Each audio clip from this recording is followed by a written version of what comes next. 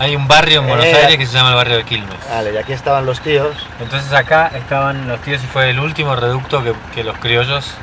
Estamos haciendo un paneo, como ven. Esto es un traveling con nivel. Un traveling hacia atrás también podemos hacer. Bueno, entonces fueron los últimos que sobrevivieron a la conquista del ser humano civilizado. A mis 23 años, y ya lo ves, puedo cantar.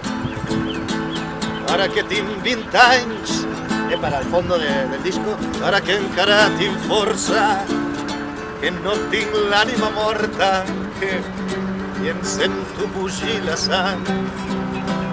Ara que em sento capaç de cantar si un altre canta, avui que encara tinc veu i encara puc creure en Déus. Vull cantar a l'amor, el primer, el darrer, el que et fa patir i el que viu un dia. Vull plorar en aquells que es troben tots sols, sense cap amor, quan passen pel món.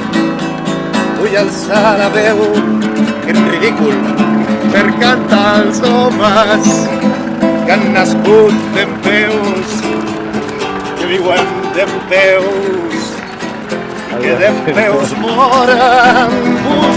Vull cantar, vull que encara tinc veu. Qui sap si podré quan torni a España. Quan torni a España, ¿eh? No hay porros, no hay droga ni nada por medio, ¿eh? Esto es totalmente natural.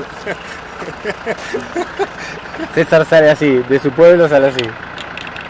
Encara tinc 29 anys. ¿Y la gorra? ¿Pasaste la gorra o no? No me da vergüenza ni No nada. te Estaba ahí en mi puta bola.